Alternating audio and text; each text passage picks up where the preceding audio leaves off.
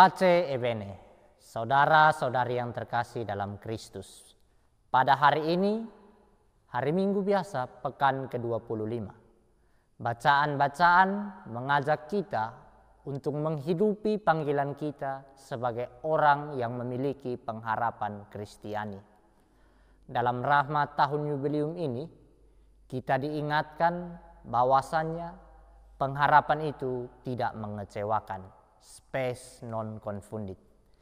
Injil hari ini adalah undangan bagi kita untuk menghidupkan kembali harapan, bukan saja bagi diri kita sendiri, melainkan bagi orang lain. Ketika melihat gambaran tentang hamba yang tidak jujur, kita tidak boleh terfokus kepada ketidakjujurannya, melainkan mari kita melihat kecerdikannya melepas diri dari kesulitan. Kecerdikan inilah yang dipuji oleh Sang Tuan. Hamba yang tidak jujur ini melihat bahwa keselamatannya terbuka apabila ia mampu menggerakkan hati orang lain untuk dapat menerimanya.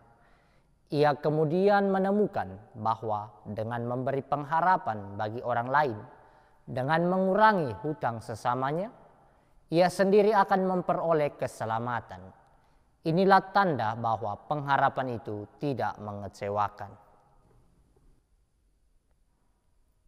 Saudara-saudari yang terkasih dalam Kristus, seperti sang hamba, Nabi Amos dalam bacaan pertama tampil sebagai penabur harapan bagi kaum miskin pada zamannya yang ditindas oleh ketidakadilan dan kecurangan.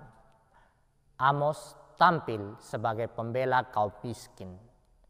Bagi sang nabi, keselamatan Allah hanya dapat terlaksana hanya apabila keyakinan orang-orang yang beragama ditunjukkan melalui tingkah laku sehari-hari. Seruan Nabi Amos dan kisah mengenai bendahara yang tidak jujur, inilah yang mengungkapkan panggilan Kristiani kita. Kita dipanggil sebagai penabur harapan bagi sesama.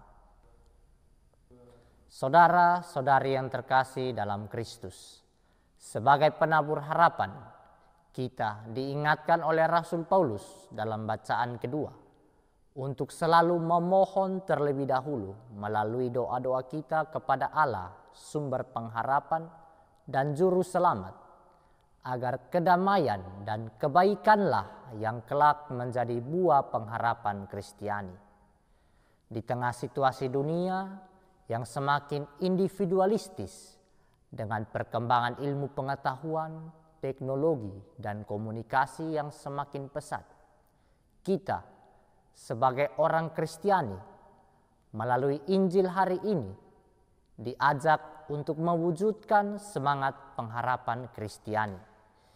Kita dipanggil untuk memiliki sikap bela rasa dan sikap berbagi sebagai wujud dari penabur harapan bagi orang lain, dengan tidak menjadi budak dunia ini, tetapi menjadi pengabdi Allah yang diutus menjadi duta pengharapan. Amin.